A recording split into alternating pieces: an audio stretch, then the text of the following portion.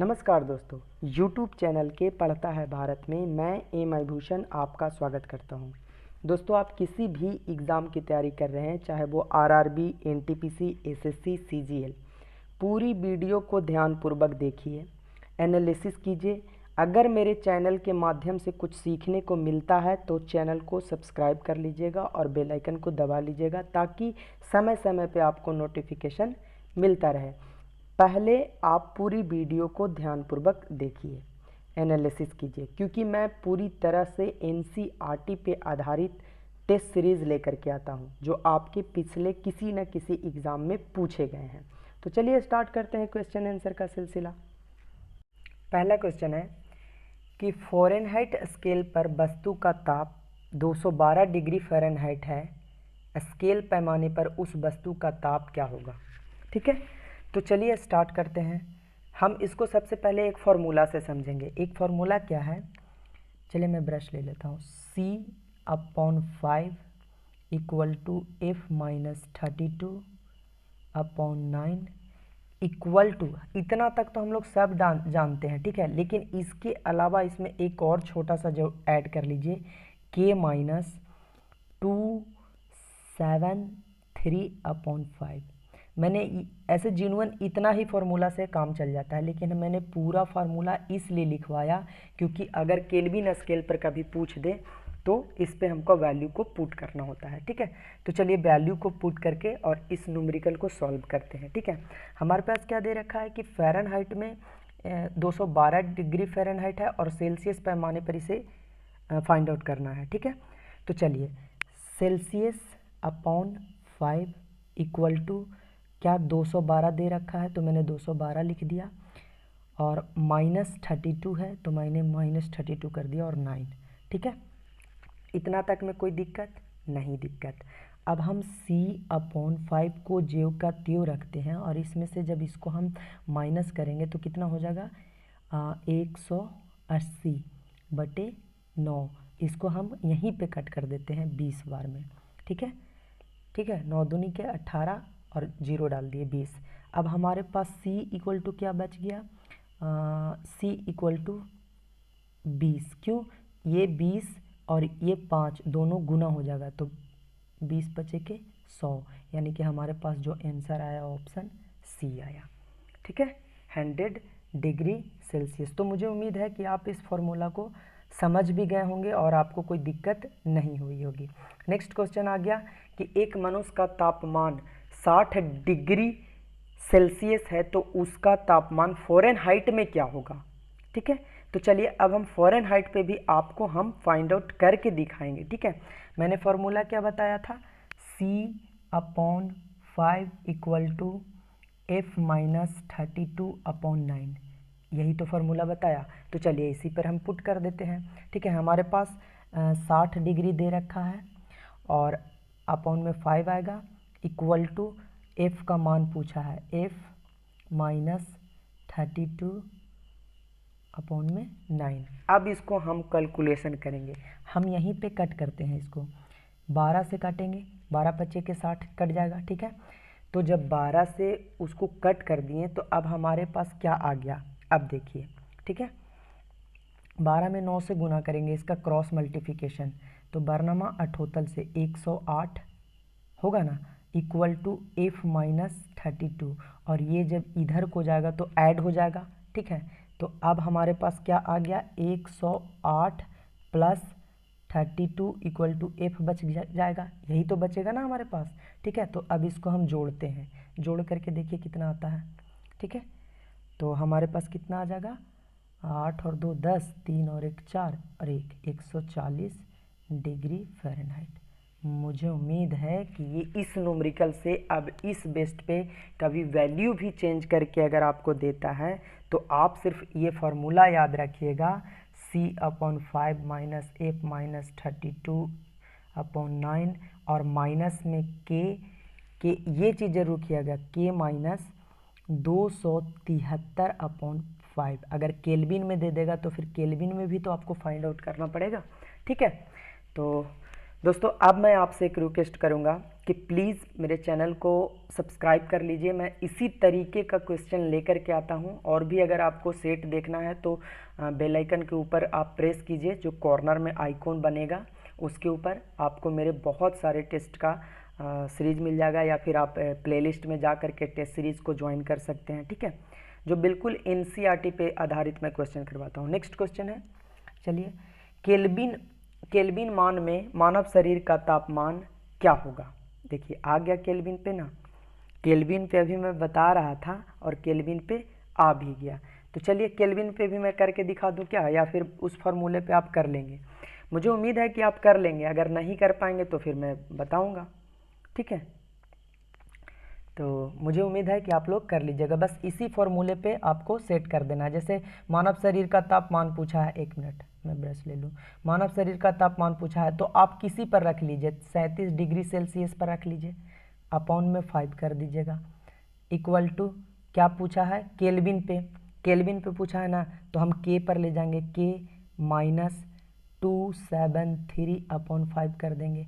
5 से 5 कट जाएगा, कटेगा ना, ये तो पूरा पूरा कट गया। ठीक है, अब 5 से 5 पूरा पूरा कट गया, तो अब हमको ये बताइए कि ये इधर जा कर के ऐड ही तो होगा, ये इधर जाके ऐड होगा, तो हमारे पास कितना मान हो गया, यहाँ पे हमारे पास 37 है, और प्लस ये आकर 237 जुड़ जाएगा, तो कितना हो जाएगा, 7 और 3 10, 7 3 10 1 11, 2 और 1 3 आ गया ना केल्विन में। तो केल्विन में भी मैंने, चलिए बात करते करते समझाते समझाते मैंने इसको भी फाइंड आउट कर लिया। ठीक है, तो अब नेक्स्ट क्वेश्चन की ओर बढ़ते हैं। ठीक है, नेक्स्ट क्वेश्चन है कि कौन सा तापमान सेंटीग्रेड और फ़ारेनहाइट दोनों तापक्रमों में एक समान होगा। तो दोस्तों मुझे उम्मीद है कि अब उस फॉर्मूले पे आप अप्लाई करके सारा कुछ निकाल सकते हैं। तो इसका सही आंसर चला जाएगा -40 डिग्री सेल्सियस। ठीक है, इसे मैं निकालने लगूँ तो काफ़ी लंबा निकल जाएगा, क्योंकि फिर दोनों से निकालना पड़ेगा, एक बार डिग्री से सेल्सियस से, एक बार फ़ारेनहाइट से, पूरा एक पन्ने में बन जाता है। ठीक है, तो नेक्स्ट क्वेश्चन है, किस वैज्ञानिक ने सर्वप्रथम बर्फ के 2 टुकड़ों को आपस में घीस कर पिघला दिया था। तो इसका सही आंसर है डेबी ने। ठीक है, नेक्स्ट क्वेश्चन है, वाष्प इंजन में उबलते हुए जल का तापमान किस कारण से उच्च होता है। तो इसका सही आंसर है बॉयलर के अंदर उच्च दाब होता है। क्या होता है, बॉयलर के अंदर उच्च दाब होता है। नेक्स्ट क्वेश्चन है, बर्फ का दाब बढ़ाने से उसका गलनांक क्या होगा। बर्फ का जब दाब बढ़ाएंगे तो उसका गलनांक घट जाएगा। देखिए बर्फ का ही नहीं, किसी भी लिक्विड फेज में अगर कोई चीज़ है और उसका गलनांक बढ़ा देते हैं तो उसके ऊपर दाब बढ़ा देते हैं तो उसका गलनांक क्या हो जाता है, घट जाता है। ठीक है, और इम्प्यूरिटी मिलाने से भी, अगर अशुद्धता उसमें मिल जाती है तब भी गलनांक घट जाता है। ठीक है, नेक्स्ट क्वेश्चन है, गर्मियों में ताप 46 डिग्री सेल्सियस हो जाने पर भी ऊँट गर्मी में राहत महसूस करता है, क्यों, ऐसा क्यों करता है। तो क्योंकि वह अपने शरीर के ताप को 42 डिग्री सेल्सियस तक बढ़ा लेता है। ठीक है दोस्तों, मैं फिर से एक बार रिक्वेस्ट करूंगा, प्लीज़ चैनल को सब्सक्राइब कर लीजिए और फॉलो कीजिए। अच्छा एक चीज़ बताइए, लाइक सब्सक्राइब और कमेंट से आपका क्या नुकसान है, नुकसान है नहीं है। मुझे सिर्फ एक प्रोत्साहन मिलती है कि चलो मैं जो कंटेंट ले कर के आ रहा हूँ लोग उसको वैल्यू दे रहे हैं, लोग समझ रहे हैं, लोग रिस्पॉन्स दे रहे हैं। तो प्लीज़ मैं आपका सपोर्ट चाहता हूँ, लाइक कर दीजिए, कमेंट कीजिए, जो आपका सुझाव है कमेंट कीजिए। ठीक है, नेक्स्ट क्वेश्चन है, ताप युग्मक तापमापी किस सिद्धांत पर आधारित है। तो इसका सही आंसर है सीबेक के प्रभाव पर, ऑप्शन ए। नेक्स्ट क्वेश्चन है, शीतकाल में हैंडपंप का पानी गर्म होता है क्योंकि, क्यों ऐसा क्यों होता है। तो हम लोग बचपन से पढ़ते हैं पृथ्वी के भीतर का तापमान जो होता है वायुमंडल का तापमान से अधिक होता है। ठीक है, नेक्स्ट क्वेश्चन है, अत्यधिक ऊंचे तापों की माप कैसे की जाती है। तो इसका सही आंसर है पूर्ण विकिरण उतापमापी द्वारा। ठीक है, और सूर्य प्रकाश की भी जो ताप है इसी के द्वारा मापी जाती है। नेक्स्ट क्वेश्चन है, दूर की वस्तु जैसे सूर्य आदि का ताप किस तापमापी के द्वारा मापा जाता है। तो देखिए अभी मैंने बोला पूर्ण विकिरण उताप मापी के द्वारा। ठीक है, नेक्स्ट क्वेश्चन है थर्मोकपल यानी ताप युग्मक किसके द्वारा बनाया जाता है? तो इसका सही आंसर है ऑप्शन बी, दो अदृश्य धातुओं से। ठीक है, नेक्स्ट क्वेश्चन है वस्तु को गर्म करने पर उसके अणुओं में क्या स्थिति होती है कि चाल बढ़ जाती है? ठीक है, सिर्फ चाल बढ़ती है, ऐसा नहीं है कि मान लिया कोई एक वस्तु है और इसके अणु जो हैं वो बिल्कुल पास पास होते हैं, क्योंकि अगर ठोस है तो बिल्कुल पास पास होता है, तो ऐसा नहीं है कि गर्म करने पर वो अलग हो जाता है। ठीक है, वो बहुत ज़्यादा एक्सेलरेट करना स्टार्ट कर देता है। ठीक है, चाल बढ़ जाता है, बस यही चीज़ होता है। ठीक है, नेक्स्ट क्वेश्चन है ठंडे देशों में पारे के स्थान पर एल्कोहल को तापमापी द्रव्य के रूप में वरीयता दी जाती है, क्यों? ऐसा क्यों किया जाता है?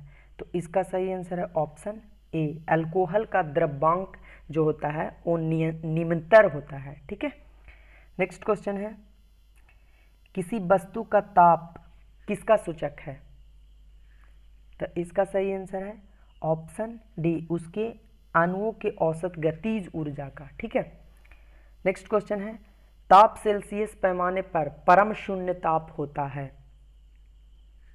तो इसका सही आंसर है -237 डिग्री सेल्सियस। वही चीज़ तो मैंने बताया था K-273, यही तो है, इसको याद रखिए आप। ठीक है, नेक्स्ट क्वेश्चन है विकिरण पाइरोमीटर में कितना तापक्रम मापा जा सकता है? तो इसका सही आंसर है ऑप्शन बी, 800 डिग्री सेल्सियस तक। ठीक है, नेक्स्ट क्वेश्चन है सूर्य का ताप मापा जाता है किस चीज़ से? अभी हमने पढ़ा था पाइरोमीटर उतापमापी, वहाँ पे पूर्ण विकिरण उतापमापी था, यहाँ पे पाइरोमीटर उस यंत्र का नाम बता दिया। ठीक है, नेक्स्ट क्वेश्चन है न्यूनतम संभवतः ताप है, ओ सॉरी रिपीट क्वेश्चन हो गया, तो इसका सही आंसर है -273 डिग्री सेल्सियस। किसी वस्तु के ताप में वृद्धि का अर्थ है कि वस्तु क्या होगा? तो इसका सही आंसर क्या है? Option A, sorry option A नहीं, ऑप्शन डी होगा। ठीक है, उसमें ऊर्जा बढ़ जाएगा। क्या होगा? उसमें ऊर्जा बढ़ेगा, गतिज ऊर्जा पे कोई प्रभाव नहीं पड़ेगा, स्थितिज ऊर्जा पे भी कुछ नहीं होगा, यांत्रिक ऊर्जा तो जो है वो रहेगा, मतलब बढ़ा हुआ है तो बढ़ा ही हुआ रहेगा, लेकिन उसमें ऊर्जा जो है वो बढ़ जाएगी। ठीक है, नेक्स्ट क्वेश्चन है सेल्सियस पैमाने का 0 डिग्री सेल्सियस फ़ारेनहाइट स्केल की कितनी डिग्री के बराबर होता है? तो इसका सही आंसर है 32। कितना? 32। ठीक है, नेक्स्ट क्वेश्चन है फ़ारेनहाइट तापक्रम पर सामान्य वायुमंडलीय दाब का उबलते पानी का ताप होता है, कितना होता है? तो सही आंसर है 212 फ़ारेनहाइट। ठीक है, नेक्स्ट क्वेश्चन है दिल्ली में जल का क्वथनांक 100 डिग्री सेल्सियस है, तो मसूरी में जल का तापमान कितना होगा? तो इसका सही आंसर है ऑप्शन बी, 100 डिग्री से कम। ठीक है, नेक्स्ट क्वेश्चन है जब किसी वस्तु को ठंडा किया जाता है तब उसके अणुओं की क्या होती है? उसके अणु में क्या परिवर्तन होता है? तो सही आंसर है कि चाल घट जाती है। ठंडा क्या, देखिए गर्म किया तो मैंने क्या बताया कि स्पीड बढ़ जाती है। ठीक है, बहुत ज़्यादा हो जाती है, और जब ठंडा करेंगे तो क्या होगा? घट ही तो जाएगा। ठीक है, तो बस सिंपल सा कॉमन सेंस है। ठीक है, नेक्स्ट क्वेश्चन है तप्त जल में थैलों में जल का प्रयोग किया जाता है, तो इसका सही आंसर है ऑप्शन सी, इसकी विशिष्ट ऊष्मा अधिक होती है। ठीक है, नेक्स्ट क्वेश्चन है चाय की धातु की चायदानियों में लकड़ी के हैंडल क्यों लगाते हैं? क्यों लगते हैं? इसके पीछे क्या रीज़न है? तो इसका सही आंसर है इसमें बिजली का शॉक नहीं लगता है। ठीक है, और साथ हाँ इसका सही आंसर यही है। और दूसरी चीज़ ये भी है कि जो लकड़ी होता है ऊष्मा का कुचालक भी होता है, तो हमारे अनुसार से यहाँ पे दो आंसर सही होना चाहिए। ठीक है, बिजली का शॉक तो लगेगा ही नहीं। चलो ये तो बिल्कुल सही है कि बिजली का शॉक का कोई सवाल ही नहीं पैदा होता, ये गलत है। करंट की क्या मतलब है चायदानी में, ठीक है। लकड़ी का कुचालक होता है, ठीक है। लकड़ी जो है उष्मा का कुचालक होता है, तो ये ऑप्शन मेरे ख्याल से गलत है, ठीक है। गलती से टाइप हो गया होगा। नेक्स्ट क्वेश्चन है, देखिए जो गलती होती है मैं एक्सेप्ट करता हूँ, मैं कोई वो नहीं हूँ जो कि मैं गलती नहीं कर सकता, मिस्टर परफेक्ट नहीं हूँ, ठीक है। और उनसे भी गलतियाँ होती है, ठीक है। नेक्स्ट क्वेश्चन है, पानी का घनत्व किस ताप पर अधिकतम होता है? तो इसका सही आंसर है ऑप्शन बी, 4 डिग्री सेल्सियस पे। और कैसे, ये मैं जब फिजिक्स का थ्योरी पढ़ाऊंगा तब आपको बताऊंगा, ठीक है, डायग्राम के साथ। शीशे की छड़ जब भाप में रखी जाती है तो इसकी लंबाई बढ़ जाती है, परंतु इसकी क्या नहीं, इसकी चौड़ाई में क्या परिवर्तन होता है? तो चौड़ाई क्या हो जाता है, अब एक मिनट, अव्यवस्थित रहती है, ठीक है। ब्रश नहीं ले पाया, अव्यवस्थित रहती है। नेक्स्ट क्वेश्चन है, जब गर्म पानी मोटे कांच के गिलास के ऊपर छिड़का जाता है तो वह टूट जाता है, इसका क्या कारण है? तो इसका कारण है ऑप्शन ए, अचानक ही गिलास विस्तारित हो जाता है, ठीक है। तो और क्वेश्चन नहीं है, तो नहीं है। दोस्तों प्लीज़ एक बार मैं फिर से आपसे रिक्वेस्ट करूँगा कि प्लीज़ चैनल को फॉलो कीजिए, बेल आइकन को दबा लीजिए ताकि समय समय पर नोटिफिकेशन आपको मिलता रहे। धन्यवाद।